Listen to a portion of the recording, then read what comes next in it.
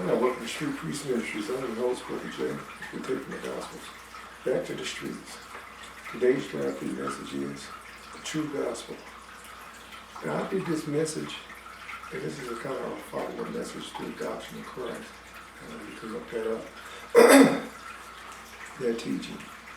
I felt compelled by the Spirit to put this together because I feel that the gospel has been lost in today's hodgepodge of New Ageism,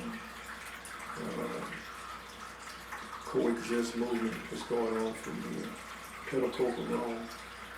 And I feel it's time we have a reformation, a Protestant reformation in this new age. And returning, there's an old saying, we don't need any new truths. We just rediscover the old.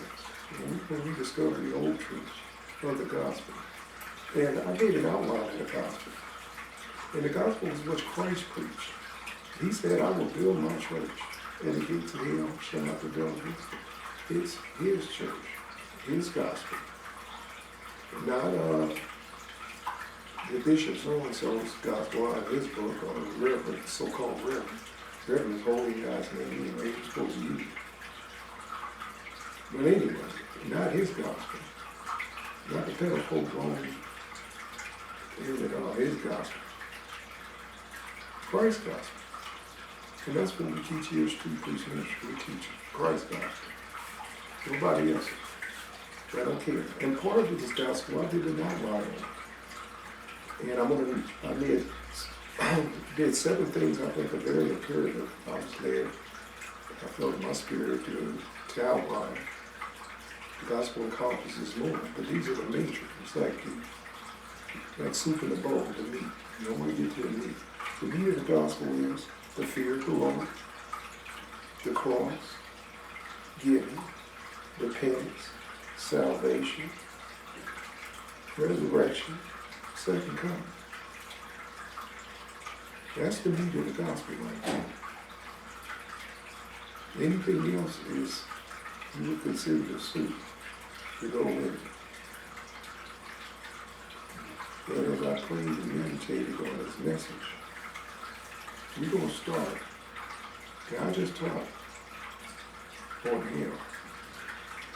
One of the messages missing out of the gospel. It is part of the gospel. That is part of the gospel. Hell. If you ain't preaching on hell, you're not preaching the gospel. Jesus had 2/3 more to say about hell than he did heaven. And he's the founder of the church. And part of the design and the plan by the sons of Satan, the Jesuits of Rome, is to take the hell out of the gospel. They've done a great job. They're going to take it out of the gospel. They're going to take it out of these New Age Bibles. They're going to raise hell from the pulpit.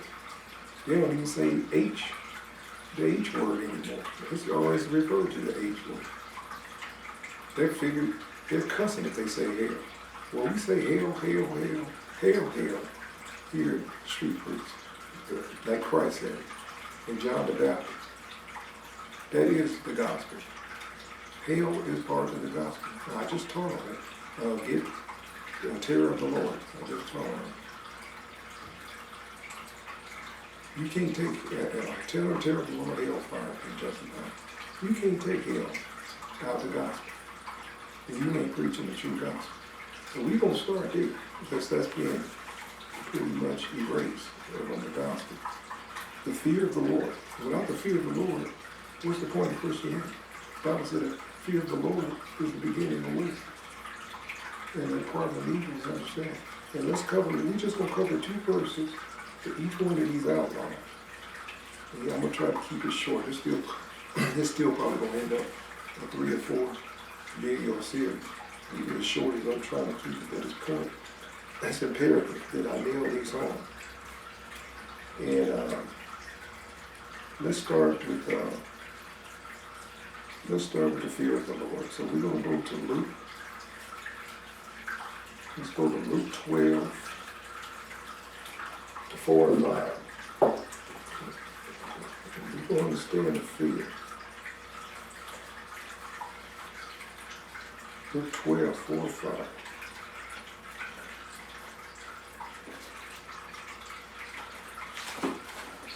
That's the problem. There's no sweat on the palms in Christianity. Everything is la da da.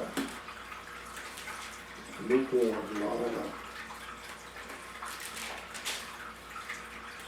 When they witness the sinners, they do it like a salesman, trying to sell you some merchandise.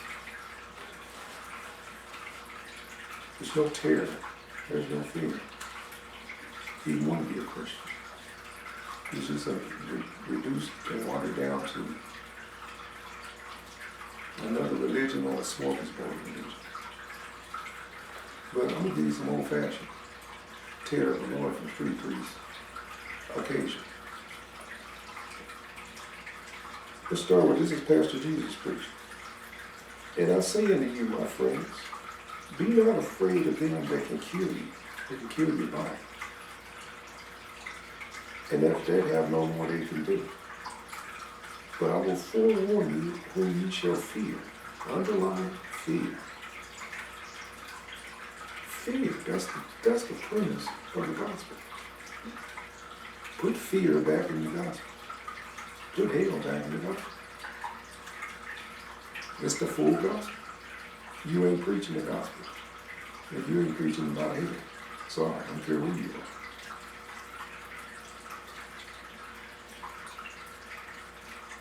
Get the message right, or don't preach it at all. You're preaching a half gospel. And we're going to get to what Paul said down the road about them preaching a half gospel.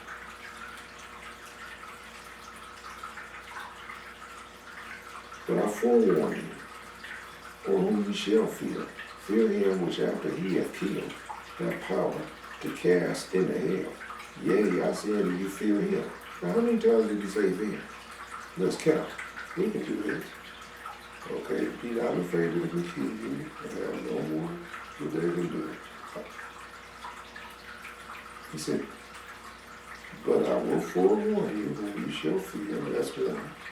Fear him, that's two. Who have killed, have no more power to cast into hell. I say, you fear him 3 times. 3 is the number of the book. 3 is the number of divine manifestation. He warned us 3 times to fear him. So pay close attention. That's a divine warning from the Son of God, who is God. Spoke the words of Jesus. He's the Almighty Judge. He said, fear me, and that is his gospel. So put fear back into his gospel. Put hell back into his gospel. So we started with hell. Now let's move on. We're going to have the second verse to back is turn to Philippians 2:12. Philippians 2:12. We're going to have 2 verses. 2 is an alphabetical way.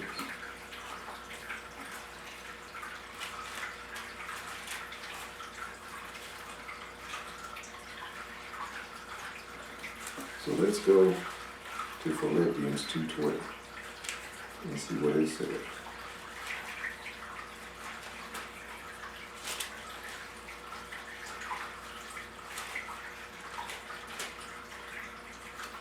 The Bible always reconfirms itself over and over. Only if you're trying to figure the Bible out in the natural way do you not get it, as I pointed out in a previous message. It's a cold book. The Bible said natural man receiving not the things of God, nor is he subject to them. It's foolishness to the natural man. And if you're in the spirit, the Bible confirms itself shockingly over and over. I don't care from New Testament to Old Testament. All scripture is written by inspiration of God through the Holy Spirit. And it's a divine thread that is weaving that you see from one every book to the next. Saying the same thing. Fear of the Lord is over and over again. It's probably mentioned more than almost any other word, fear of the Lord in life. We talk in Psalms, read the Psalms how many times it's stated here, or the Proverbs, or Ecclesiastes, or even the Pentateuch, the 5 books, from Genesis It started out with God wiping millions out because he didn't fear. He knows children. And he's out in Gomorrah. You can go over there.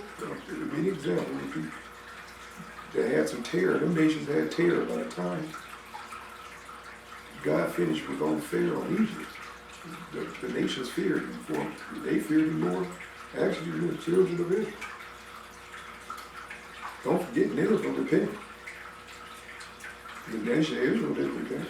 God had to wipe them out practically and disperse the rest of them. The remnant of that. They didn't, children of Israel didn't fear the Lord. The other nations did. Based on what he did to them. He did to them. Regarding Israel. Now, Philippians 2:12, fear. That's where we starting at. We stand with fear for that. The first message of the first part of the outline I want to get to. What did I say? Philippians. I just told you all 2:12. Okay. Wherefore, we beloved, as we have always obeyed, not as in my presence only, but how much more in my absence. Work out your own salvation. Pay very close attention. He said, I ain't here to babysit you. He's not teaching you babytards. Too many babes in the church. It's time you grow up. Get off the milk. Get out of your diapers. Looking for a teeth to suck on. That's the problem. Too many babytards in the church. And that's the name of that message. Too many babes, too many babytards in the church. That's the type. Grow up. Work out your salvation, and this is what it says here. But how much more in my absence? I don't need to babysit you. Work out your own salvation. Salvation is soterion in the Greek. It's a very complicated word. It's a word that involves past, present, and future. And it's action. It's your process. You're saved. You're in the process of being saved. You will be told saved and complete over there. That's a complicated word. As long as you keep the connection of faith. You're being saved. It's like if you keep a plug in to a socket, it's something that requires electricity. Electricity is the Holy Spirit plugged in by faith. We're the light. If you ain't plugged in by faith, you got the electricity and the Holy Spirit flowing in you ain't a light bulb. You just warn you that. How great is your darkness if you ain't light?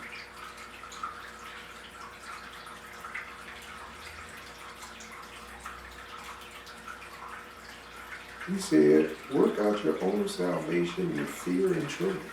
The word in the Greek is phobitos and traumatos. Where we get phobias and traumas from. Be traumatized. Be phobia. Phobia. Have some sweat on your palm while you're working out your salvation is what we tell you. Don't be arrogant. Don't be conceited. Don't be presumptuous with your salvation. Have some sweat on your palm. I'll give the teaching humility. Most Christians don't have an idea what it is. They're like peacocks strutting around in the church. Christian peacocks, prideful, like them Pharisees. I thank my God. I'm better than that sinner over there. That's a bad Christian. Not knowing they're jacking, deserving to have a neck bone. Spared by the blood of the Lamb is what make you worth it. The Lamb is blood that we're covered. Fear. Fear of jackass having your neck broke. Thrown in the air. swimmingly punished. Fear. Read it one more time for death. Work out your own salvation with fear and trembling. And that's your salvation. Not Sister Better You's salvation, Brother Holier than Thou's salvation, your own salvation. Everybody stay in their lane. It's called the jackasses. They want to jump out their lane and get in my lane, and somebody else's lane tell them what line this is. No jackass. Stay in your lane, jackass. What you're talking is madness, dumbass. Stay in your lane, jackass. Have some fear and stay in your own lane. It's the problem, a busybody church.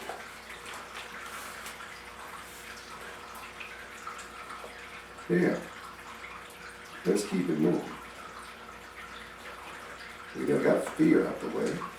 We're not going to camp here. Take hell out the gospel. Take fear out the gospel. You don't have a gospel. You have an impotent gospel. Moving on, the cross. This is definitely been taken out, the Christian message. Nobody preaching on the cross. And if they do preach on the cross, they preach on what Christ did on a pagan holiday, Easter worship. The moon goddess that landed the earth in an egg. That's what the religion is. It goes back to Babylon, thousands of years. That's what they preaching on. Easter, they did it, and our son, Tammuz, the revised sun god, S-U-N god. Easter cult worship, go back thousands of years. The old cult definitely knows about this holy day, about Roman holy day. Pope Sixtus, 666 to 3rd, 433 AD, voted this Roman holy day, and all the rest of it. Xmas, Christmas, all the pagan holy days where kids were sacrificed. Every single one of them. I don't worship not one of them. I tell them, and bold to tell any Christian wish them, you are different. Out of line with God's word, and you right there with the children of Israel, with the golden calf, they could do both.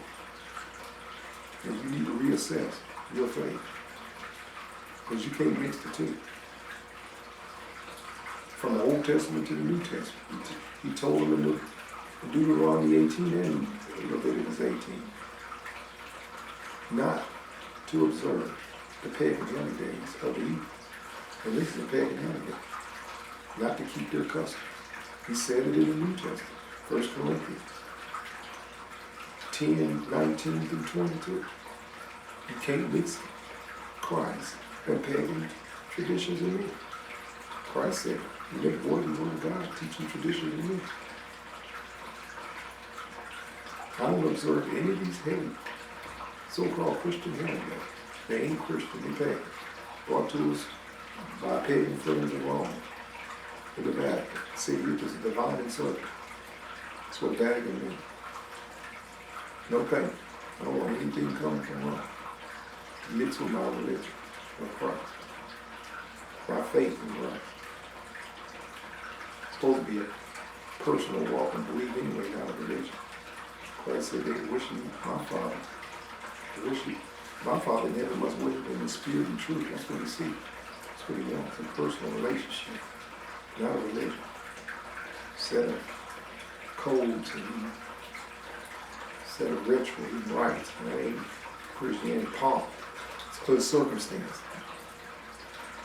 Christianity started out on the seaside sitting in grass with Jesus Christ with people around, breaking bread and fish. And now look what they done materialized into the prosperity pimp age and the pale pope age, pomp and circumstance age, riches and serving a demon man, demon of greed and wealth, and false wealth in this life. We want to return to the street preaching, to the simple gospel. That's what we outline. Now we didn't talk on fear, let's talk on the cross. Something else sprung from the day's church world. Jesus told them, take up your cross. On the pagan holiday, that's all you hear once a year, teaching on the cross of what Christ did. He bore his. Christ bore his. Really bear out. That ain't being taught. That's the part of this that's lost. We have a cross to bear. I'm bearing mine and looking right at it, right here. This is a cross for me. This is a painful cross. I don't want nothing to do with cameras. I'm behind the scenes person. I even worked in Hollywood. I've done camera work, all that stuff. They've never done all of it. But I'm behind the scenes. Writing, producing, all that, directing, behind the scenes. That would be me. Not in front of the camera. That's why this is like getting up on the cross. You got some people that are born for the camera, a little glory happens. I'm not that one. I don't want any fame or attention. I like just doing my thing. Pretty much like hermit style. Be left alone. But here I am on this cross, facing you. This is my cross. I'm taking up my cross as I get in front of this camera. I'm taking up my cross when I minister on social media. That's a cross. Daily. Christ said do it daily.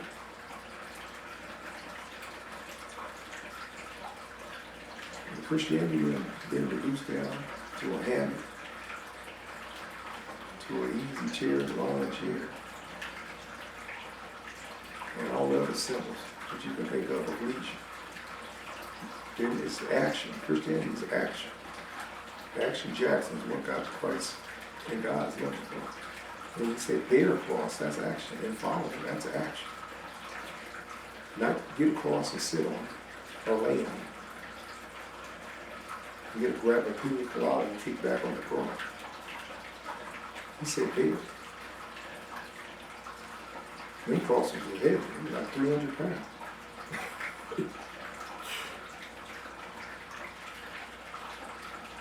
Now,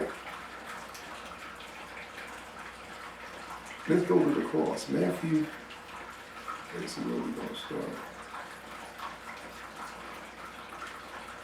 Matthew 10, I think verse 4, or 24. Okay, Matthew 10, verse 24. Let's go there.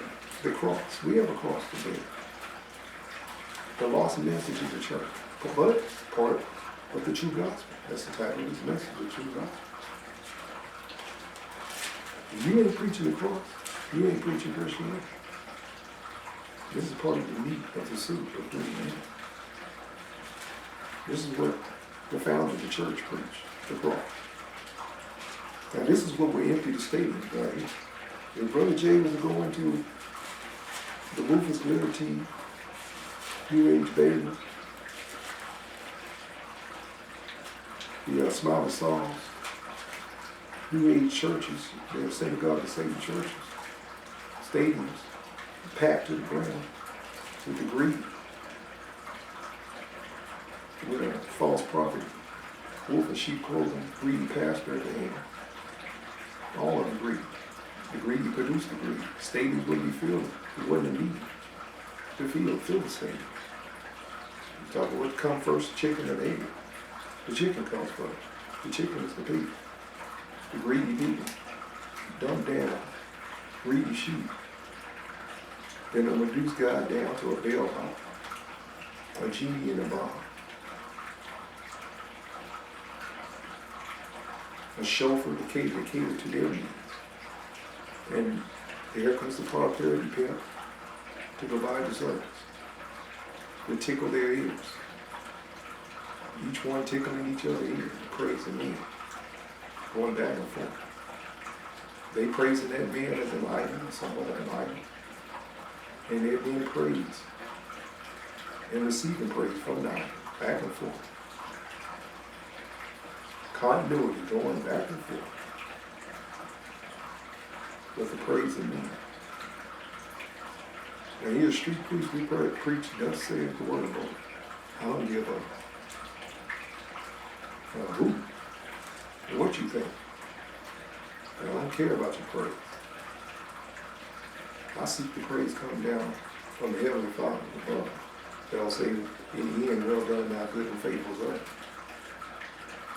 And like Luther said, when they came to Luther, said, the whole world's against you. He pointed, go out there and tell the world, I'm against them. And that's the kind of faith Brother Jay possesses behind his pulpit. And you should too. The world's going to hell quick and fast in a handbasket.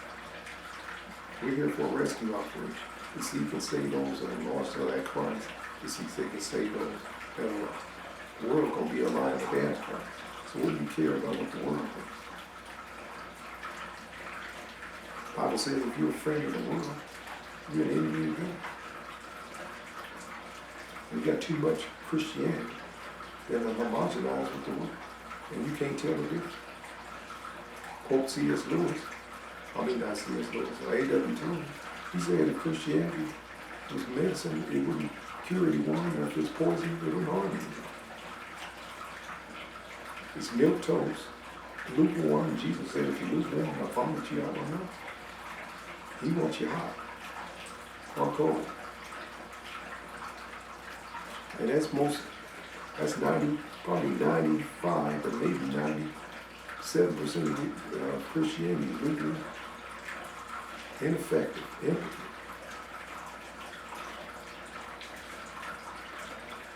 There's no power, and the power comes with releasing God's word, the true gospel. Then you got power. That's why the churches are faking, trying to make it. The cross, taking out the message. All right, Matthew 10:24. So we put the cross back in Christianity.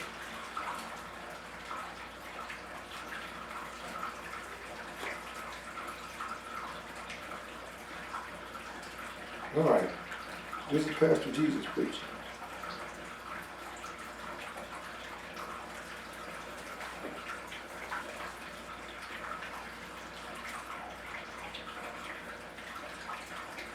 I want to make sure I get this right. Lots of time in such a hurry. I apologize.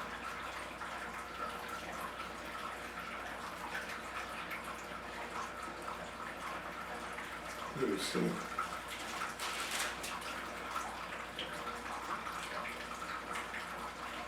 Matthew, I'm sorry. But since I started at Matthew 10:24, I can go back there and I want to read that in. The disciple was not above his master, nor the servant above his Lord. So if Christ bore his church out, it was serendipitous that I tripped up on this verse and I was looking for another. You ain't above Christ, so what makes you think you're going to preach a gospel different than Christ? You ain't above, he's the master. We're the slaves. Sorry, it's an old-fashioned one. Another word that's been scrubbed in Christianity. Bible said, no man can serve two masters. You either love the one, hate the other, and you hold to the one, despise the other. You cannot serve God and man. Master implies a slave. It's actually that. Self-evident. I know it's a hard word. Or bitter pill to swallow, but that's what that Bible looks at. Slave to Christ or slave to the Satan. And you understand that when you get to the next life, that your free will stops, and you truly are a slave. You're going to be a slave, but a benevolent in eternity, or you're going to be out some cruel slave in hell being tortured. And Satan and his fallen angels, that's what hell is doing for not for man. But if your free will and your rebellion against God, I take you in, there's no free will. In the next life, you will understand what slavery is. You'll be branded with 666, going straight in hell. Literally with a brand stamped on your forehead. Like they call them stigmas, brands put on slaves. Christ said, I bore in my body the stigmata of Christ, the brand of a slave for Christ. Henceforth let no man trouble. Brother Jay says the same thing. I'm in Christ. The Bible said, touch not his anointed community. A lot of people they even have fear for that verse. Or too dumb to understand what God's anointed look like, because they don't look like you. Or you're a pastor falsehood that you don't. Today's Christianity, we do the same thing they did in them days when a real prophet or a real man of God came along. The real preacher of God, well, they do the same thing. They did in there. They missed Christ. And he was the Son of God. He was the preacher of preachers. He was the prophet of prophets. And they missed him. Put him on the cross. Do the same thing today. And he's still doing the same thing. This world rejects the true gospel. They want what the stadium fillers are providing. And the stadium goers. True Christianity ain't gonna never be Hollywood packaged and sold into the world. Ever. It's a natural enemy against Satan and his kingdom. He's the ruler of this world. He's the God of this world. Liberty you want, future. He'll be mashed out in and thrown into the lake of fire in his borders, along with those that follow. Especially those ignorant ones that willingly join. They're going to be there for us, ruled away. God gave them a little power and did it. He's going to take it away. He's going to be just like any ordinary person. Burning in hell. The Bible makes that very clear. You can read about it in Revelation 20 or 2010 and be confused.